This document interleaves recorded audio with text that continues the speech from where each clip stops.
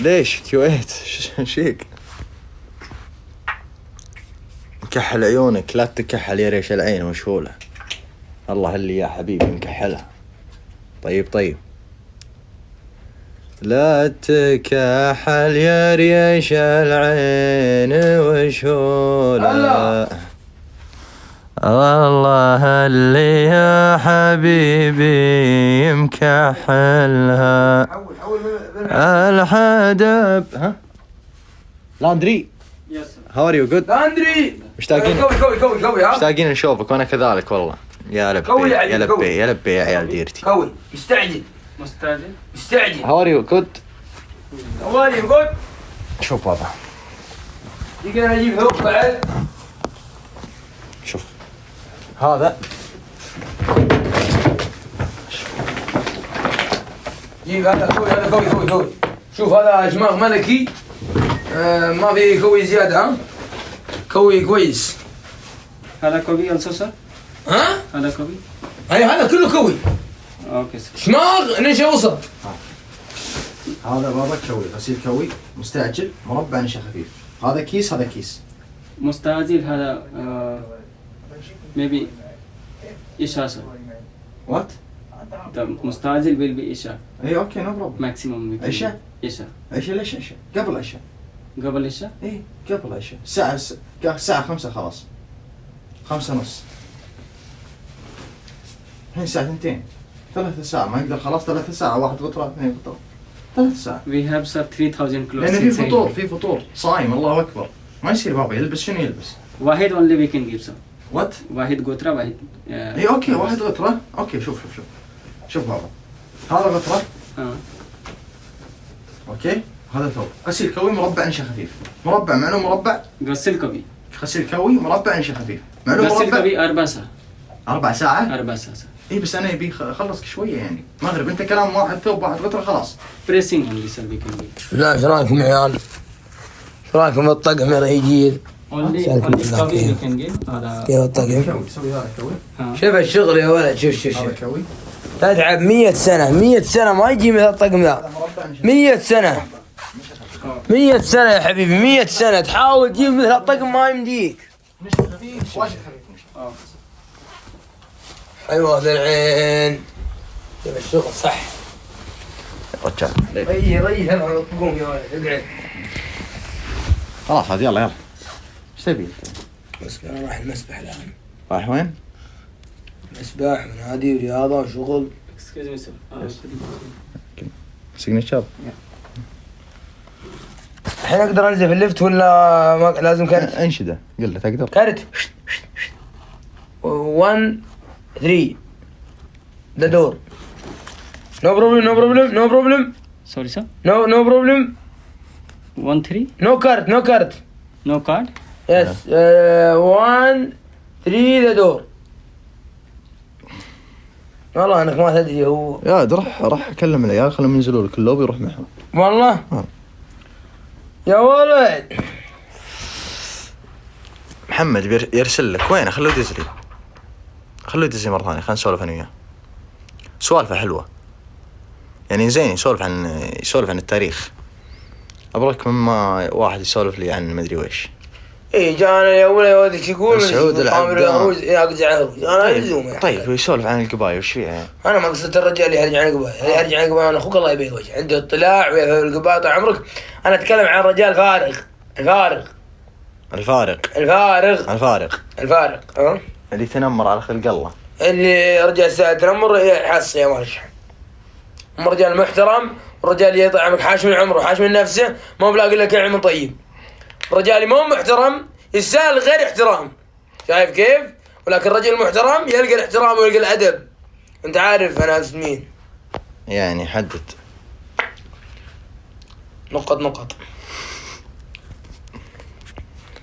يا عيال جيبوا لي الرجال وينه؟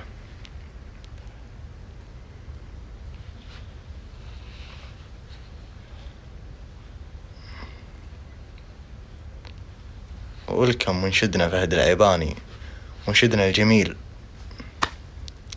مرحبا يا فهد. ننطر بدعاتك ترى. أحد الحين ننطر بدعاتك. في شيء حق العيد مجهز يا فهد؟ ونبي شيء للعزوز واو. يا صاحبي مال مشاريه داعي تبرو شرتك شم يمنعك مشاعري ما يبنك وانجمعي. يا عيال شو اسمه حساب الرجال قبل شوي يرسل لك هو حسين شعرك ايش فيه شعري؟ ما في شيء شعر ايش فيه؟ تي الرجال وينه؟ روف بيها زين. يلا جود باي. جود باي النشمي. جود باي جود باي. محمد خالد نازل للوبي. الله يستر عليك. نازل للوبي. محمد خالد خالد خلاص محمد خالد يا نظفتك افتح بث. اسمع الحين عندك كرت غرفة ولا اخذ من الاستقبال. ما عندك؟ انا معطيك كرتين يا ولد، كرت لي وكرت لك. وين كرتك؟ انا ما اخذت كرت. انا معطيك كرت. انا مو معي. معطيك. مو معي. ما اعطيك. بدري عليك انت. انا معطيك كرت. هذا الغرفة كم؟ روح اخذ من الاستقبال. هاك كان ما نبطال. جيبوا ركبوا اسطبات ديبوا. هذا الشغل الحياة.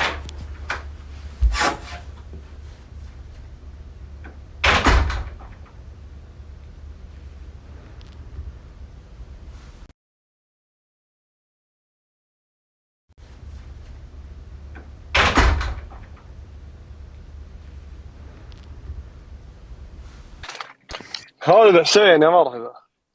تفضل يا سنايدي. يا ولد انا شفت المتابعين عندك واجد. شوف هذه الامور حساسه حسين شوي. لا مو حساس بالعكس بس حسين. لكن شوف حسين انا هذه الامور بعلمك هذه الامور مو حساسه. هذه الامور تاريخيه بس انه شنو لا تحرف في التاريخ. اذا انت تعرف في التاريخ سولف في التاريخ، ما تعرف للتاريخ لا تسولف.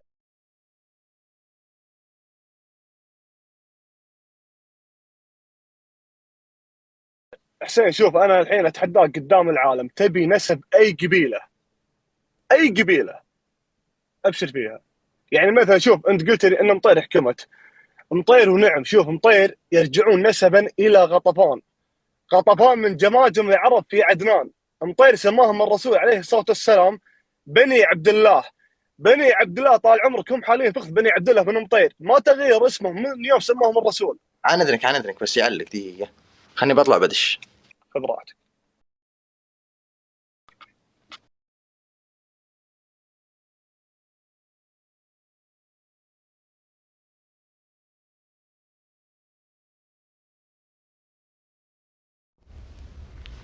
كم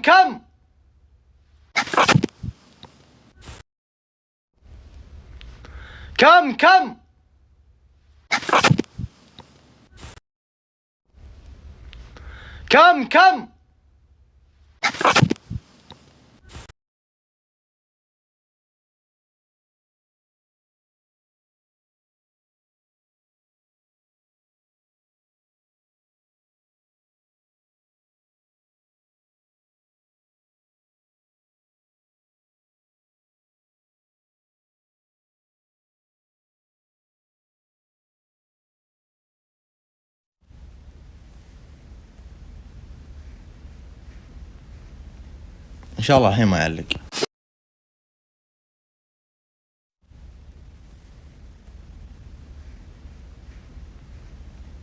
ان شاء الله الحين ما يعلق. يا مرحبا حسين.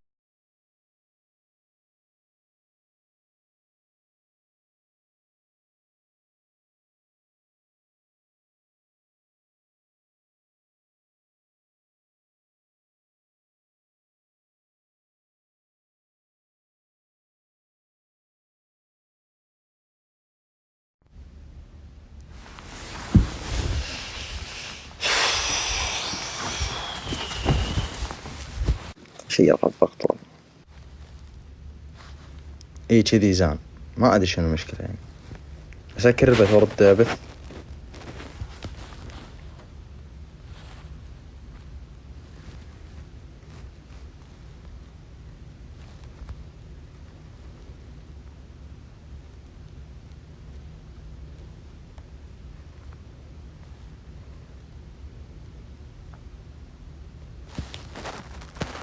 دقيقة بس أذنكم.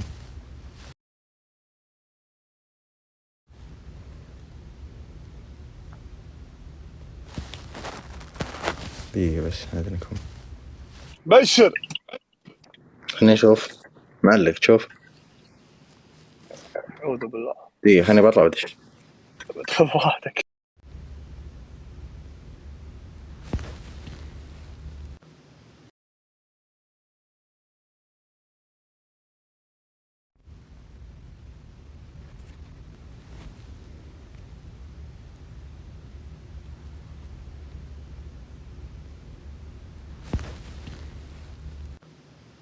هلا حسين. دقيقة النشمي. لا بتخذ راحتك الحلال.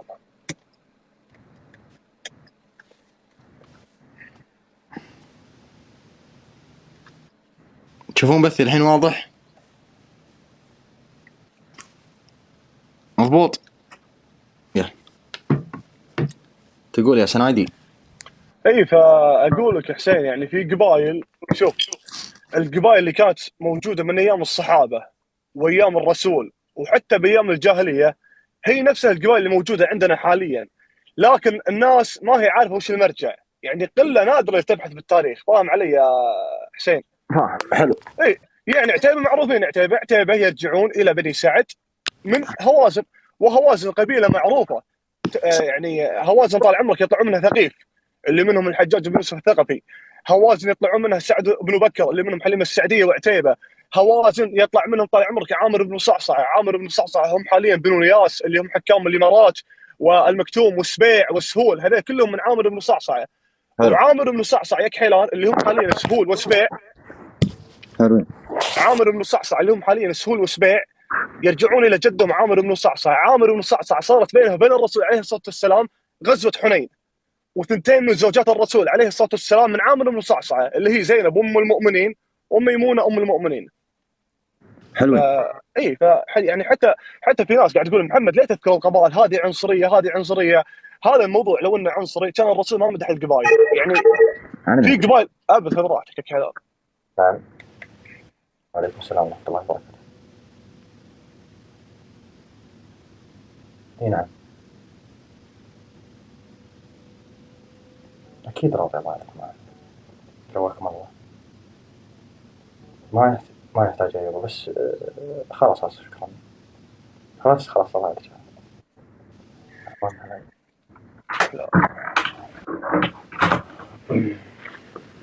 أنا ذا كان نشمي بس دقايق. خذ راحتك يا حسين خذ راحتك يا لمن.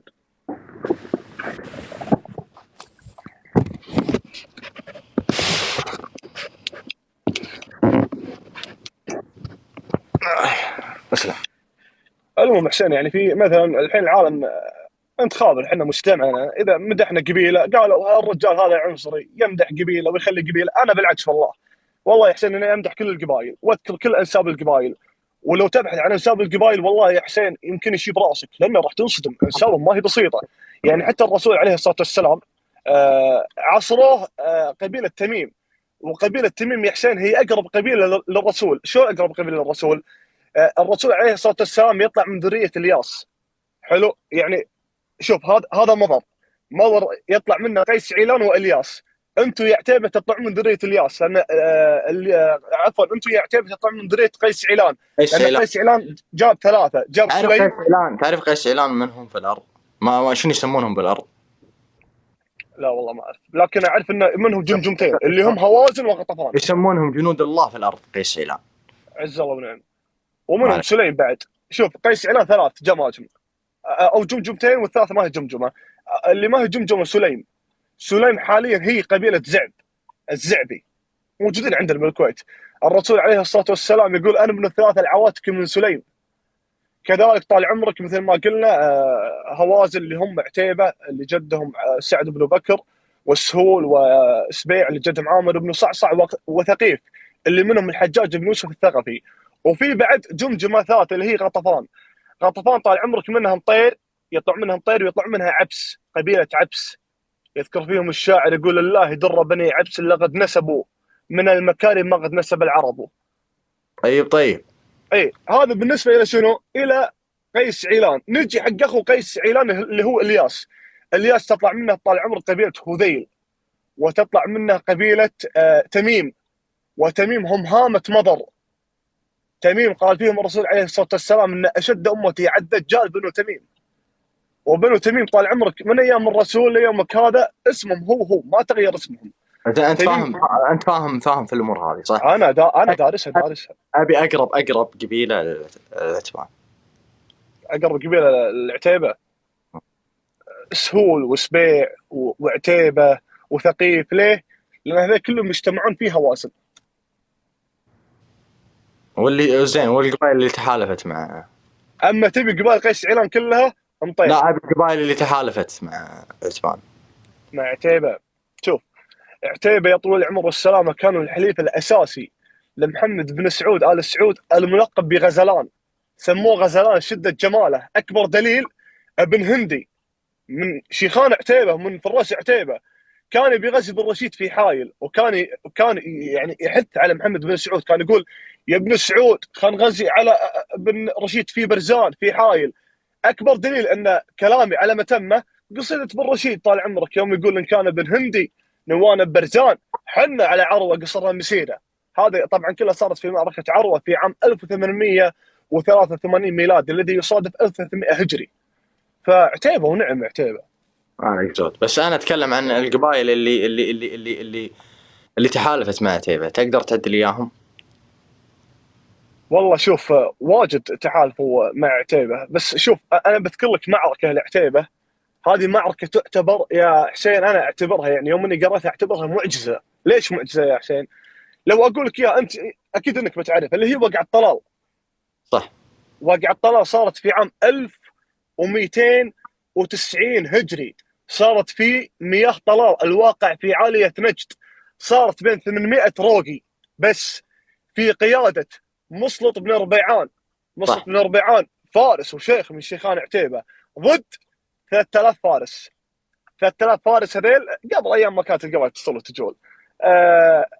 الجبرتي في كتابه وابن بشر في كتابه قالوا لهم 3000 فارس، لكن شليوح العطاوي وهو من شعار عتيبه وعاصر وقع الطلال قالوا لهم 8000 فارس. طبعا اكثر القبائل اللي كانت مشاركه ضد عتيبه شنو السبب؟ مشاركين لان عتيبه تقدر تذكر لي اسامي القبائل اللي شاركت؟ ما فيها اي مشكله. القبائل كانت بقياده بن سعود اللي هم السهول وسبيع وبيرقيام والعجمان ومطير وبيرق هلا القصيم. كلهم كانوا ضد عتيبه. شنو السبب المعركه؟ ان مسلط بن ربيعان ما كان مبايع. هذا ايام قبل ما كان في لا دول ولا كان في شيء. شيء موجود بالتاريخ. خذ راحتك. مرحبا ومسهلا. عليكم السلام ورحمة الله وبركاته. حياك الله. تفضل الله يعافيك وسلم. صحيح ما عندي أي مشكلة، بس الله لا يهينك حاول شبكة، بس حاول إن الله لا يهينك وأنا أخوك يكون الثياب والأمور هذه كلها قبل المغرب تكون موجودة. جعل أبوك الجنة. بس شبكة مو الآن تجي لأن أخوي طالع الفلوس كلها وياه، فاهم علي؟ لا جت الثياب إن شاء الله ندفعها احنا. قواك الله عليه. بسلام. هذا عندي واحد يقول لي مطير ما شاركت. مطير ما شاركت في وقعة طلال الأولى. مطير فزعت لعتيبة في وقعة طلال الأولى، لكن في وقعة طلال الثانية لا كانوا ضد عتيبة. حسين أسباب المعركة أن مسلط بن ربيعان ما كان مبايع. ابن على السمع والطاعة. على إيه صح. إيه. وللأمانة يعني عتيبة كانت في ذلك الوقت تملك أطيب البل وأطيب الخيل، فكانت يعني مطمع عند باقي القبائل. وخلينا نكون واقعيين يا حسين، يعني القبائل قبل ايام ما كانت تصل وتجول ما تدش معركه الا انها تبي مكسب. فمسلط بن ربيعان ذكي سوى قبل المعركه بيوم ابعد الحريم وابعد البل مسافه يوم عن ارض المعركه. فطال عمرك دارت المعركه ما قبلت عليها القبائل استنقصت معنوياتهم لان ما شافوا فيه حلال ولا شافوا فيه ابل. قالوا احنا نحارب على شنو؟ بس ودارت خبراتك. كومنت. انا الرجال عاجبني شنو يسولف عنه وعن حديثه اللي ما يمل منه. الله يطول عمرك. تبي تضحك؟ مو عندي الحين ضحك. بعد تعالي الفجر اخليك تستانس. الحين انا ابي استانس، ابي اسمع يا جماعه ايش فيكم؟ الرجال يسولف، تبون انتم مسخره وكبس ما يصير يا الربع. مو عاجل البث يطلع برا يا الربع، الرجال يسولف بشيء فايده يعني تاريخ هذا. اسلم. فطال عمرك دارت المعركه وانتصر فيها عتيبه انتصار تام. هو يقول لك لا بغيت تسند على سالفه سند على قصيده، دليل السالفه قصيده، وقصيده تكون موجوده في حزه الحزه، ما هي قصيده الحين. شو يقول شلويح العطاء وهو من شعر عتيبه؟ قصد في مسط بن ربيعان، مسط بن ربيعان في تلك المعركه وقع الطاوله الثانيه ترى كان شايب كبير بالعمر. قصد فيه شلويح العطاوي يقول عود تنهض في ظهر جلموده، جلمود تنكن هالغضيب الهاوي، وانتصر فيه عتيبه. هذه انتصرت فيها عتيبه يوم ان تحت قياده وقع الطاوله الثانيه، وعتيبه بعد كذا. وقع الطلال الثانيه هذه ولا الاولى؟ هذه الثانيه. الاولى يوم انه مع من؟ الاولى طال عمرك فزع لهم الدويش وفزع لهم بن بصيص، شيوخ مطير. الشيوخ مطير فزعوا العتيبه. ليه؟ صح. لان في صله قرابه بين الدويش وابن حميد. صحيح. بينهم نسب طال عمرك. الله الله.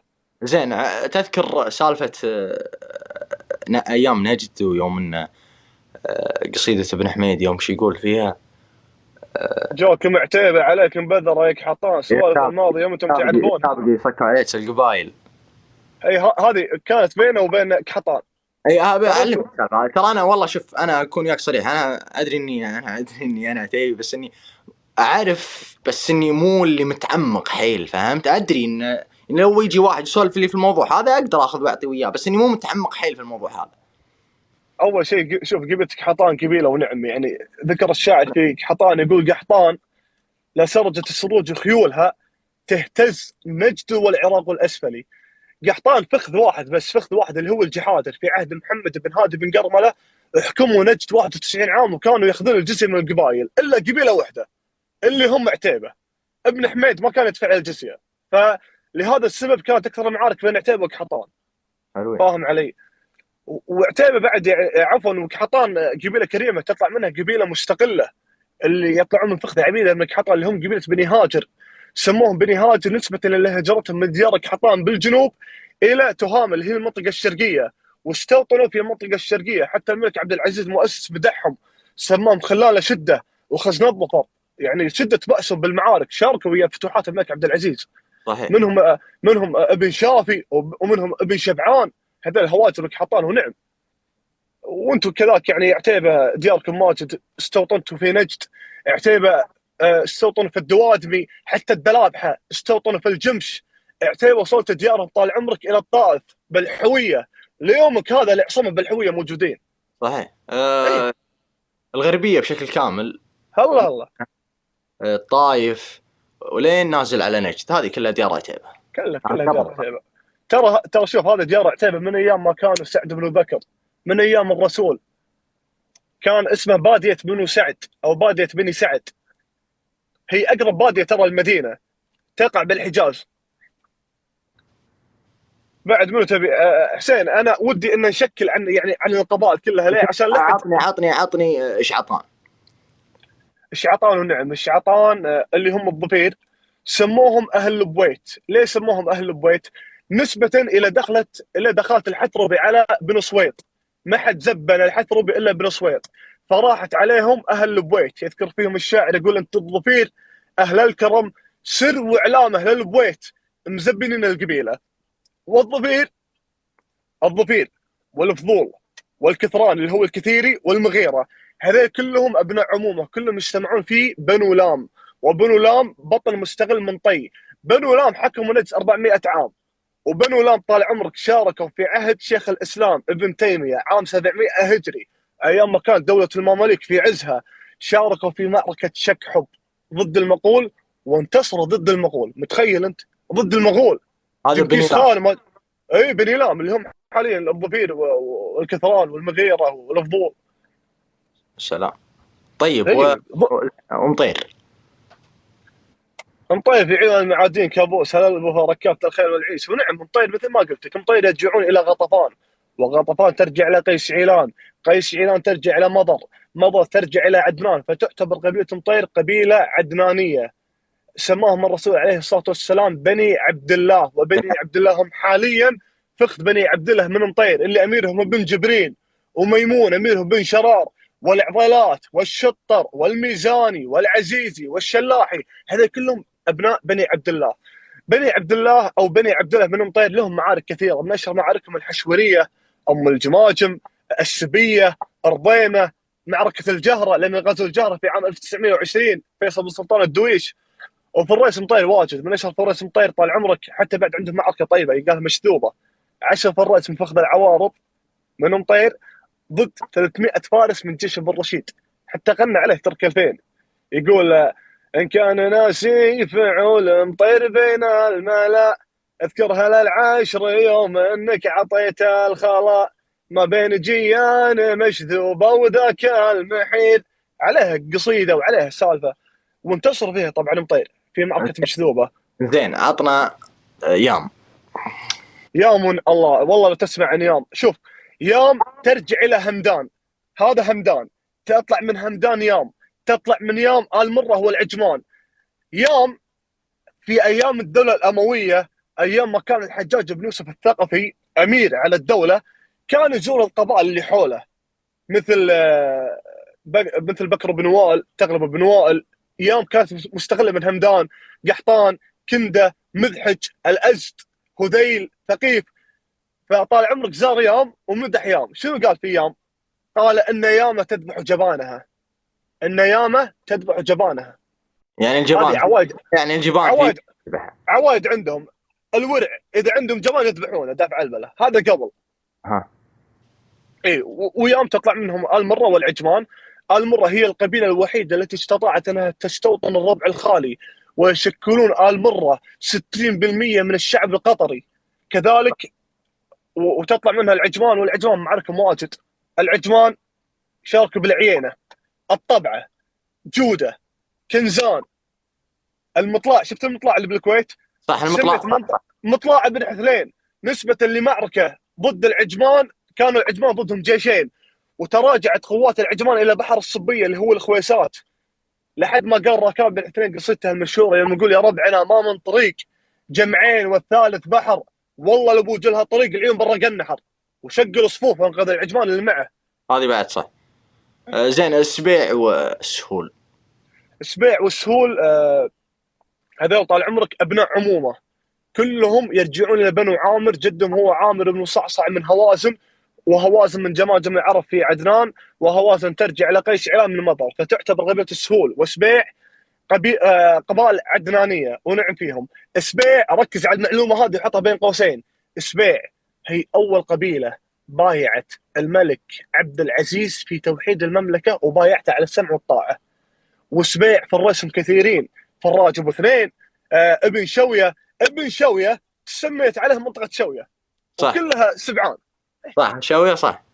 ايوه. والسهول طال عمرك السهول منهم محمد الهيث السهلي قائد معركه تنقير، ومنهم خزيم السهلي، خزيم بن الحيان اللي ذبح مطلق الجربه في معركه الابيض في الرئيس. زين والسهول؟ السهول قلتك منهم محمد الهيث السهلي وخزيم السهلي. محمد هيث اللي هم لحد الحين في الكويت. لحد الحين في الكويت. الله.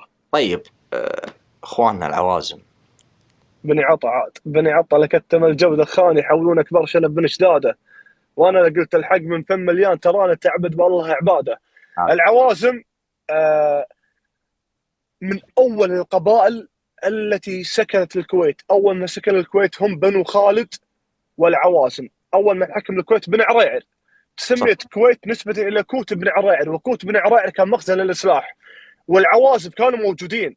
العوازم اكبر قبيله موجوده بالكويت، سميت على العوازم كثير من مناطق الكويت. مناطق الكويت تشهد على العوازم، مو كلام اللي يشهد على العوازم. انا اشهد. منطقه الصبريه والصوابر تسموا على فخذ الصوابر من العوازم. خبار العوازم تسموا على نسبه لوجود العوازم بالكويت. العوازم شاركوا مع مبارك الصباح في معركه هديه ضد سعدون باشا والظفير. العوازم شاركوا لهم بيرك في معركة الصريف ضد بن رشيد. العوازم أول شهيد في معركة الجهرة في عام 1920 عازمي، أول شهيد عازمي. طيب عوازم تاريخ. منهم طال عمرك ابن دريع، ومنهم الكريباني في الريس، بن دريع والكريباني وبن جامع واجد. تعال انا بسولف لك الحين. حكام الجزيره إيه. الله يهديهم لنا ان شاء الله، هل هم عنزه كلهم؟ بالنسبه لحكام عمان، جلاله الملك قابوس الله يرحمه وسلالته هذول يرجعون لقبيله زهران. زهران اللي قبيله زهران اللي بالجنوب، اهل الباحه. حلو. بالنسبه الى المكتوم والنهيان يرجعون الى بنياس، اقرب مالهم السهول وسبيع يرجعون لعامر بن صعصع من هوازن. حلوين. بالنسبه الى ال سعود والصباح والخليفه، هذا كلهم من عنزه. آل خليفه والصباح ابناء عمومه كلهم يرجعون للعتوب من البجايده، من العمارات، من عنزه. سلام. اما بالنسبه الى ال سعود، ال سعود يقال انهم بنو حنيفه، لكن عبد العزيز المتعب الرشيد الملقب بالجنازه، يوم صارت بينه وبين الملك عبد العزيز معركه، قصت فيه قصيده يوم يقول ادري انك من كبار المصاليخ، اهل العوين اللي يذبحون السماني، والمصاليخ تاخذ من عنزه. فهذا دليل يحث لك ان ال سعود من عنزه.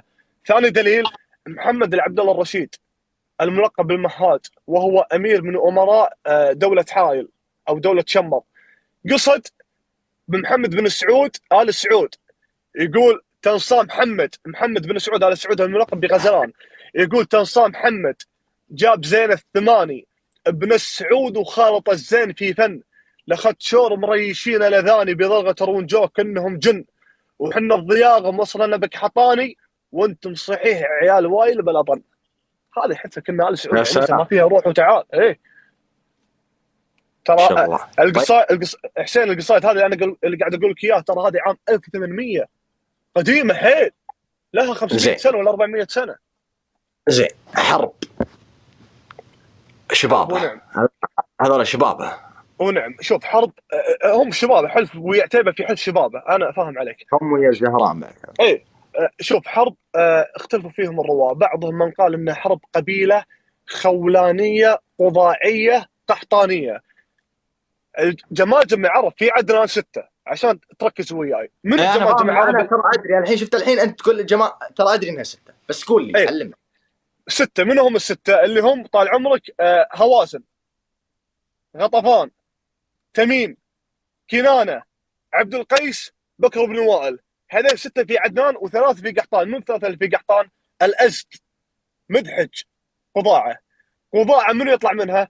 قضاعه يطلعون منها بلي البلوي، وجهينه الجهني، ونهد النهدي، وخولان اللي هم حاليا حرب من اكبر القبائل الموجوده في الحجاز، سواء في مكه والمدينه وجده. صحيح.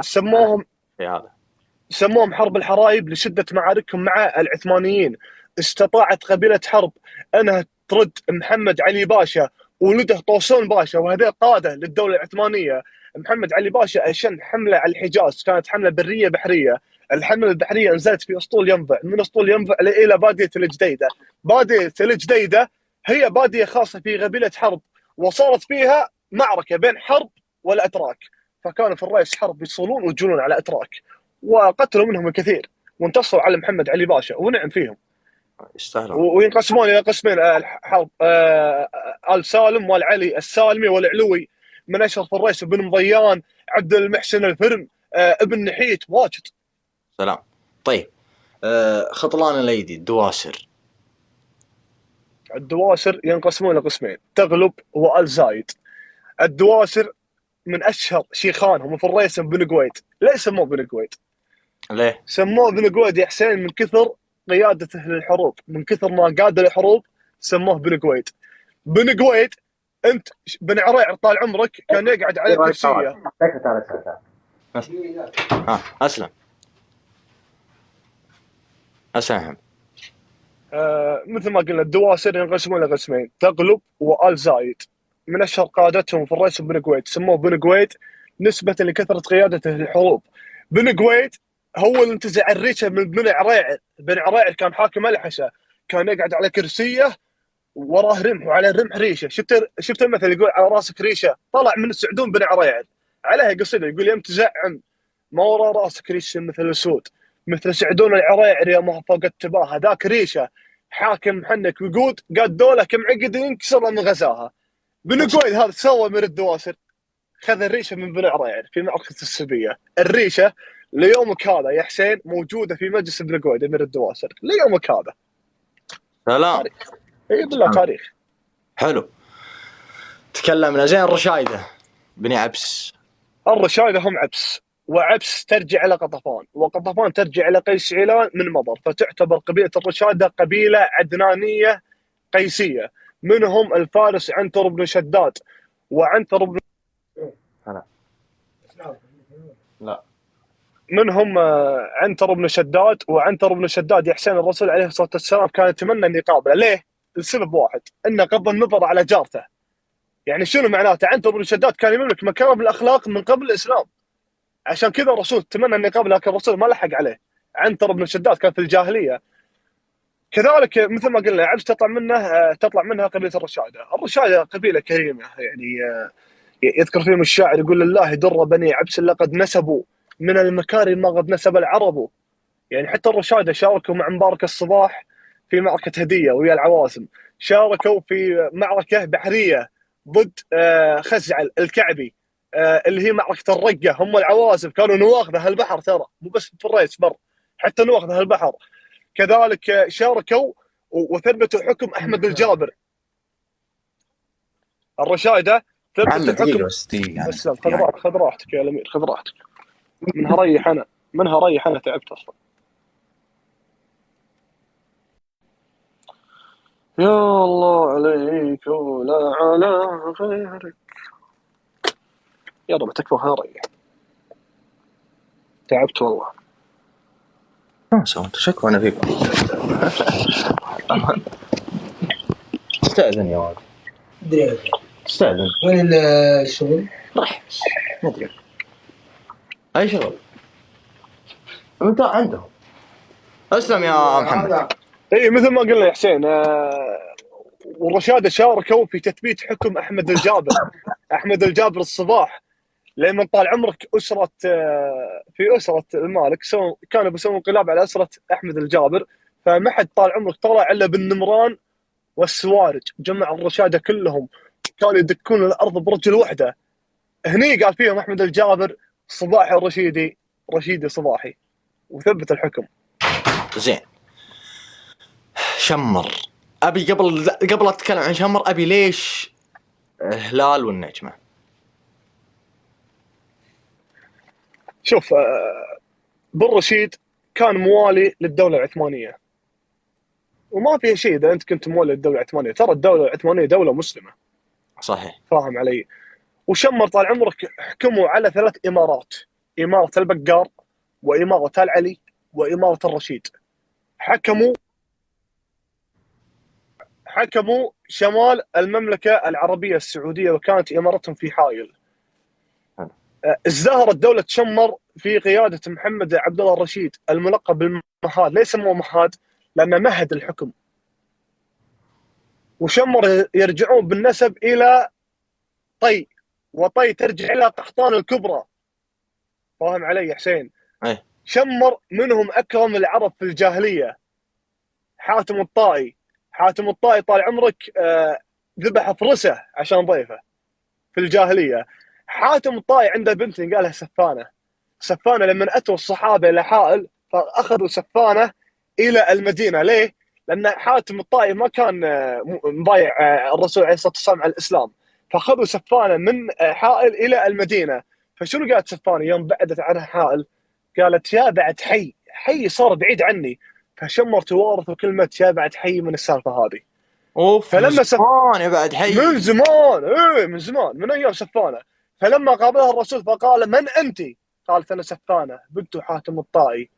فقال اتركوها فإن أباها كان كريم عليه الصلاة والسلام. شوف عليه الصلاة والسلام. كذلك شمر فراس مواجد، ضارب بن طوالة، عبد العزيز متعب الرشيد الملقب بالجنازة، محمد عبد الله الرشيد، عبيد الرشيد، عبد الكريم الجرب أبو خوذة. عبد الكريم الجرب أبو خوذة ليش اسمه أبو خوذة؟ ليه؟ حسين قبل شيوخ القبائل لغنمة حلال، الحلال الطيب يروح للشيخ أول شيء، بعدين يتقاسمونها في الريس، بعدين الرعاة او اهل القبيله.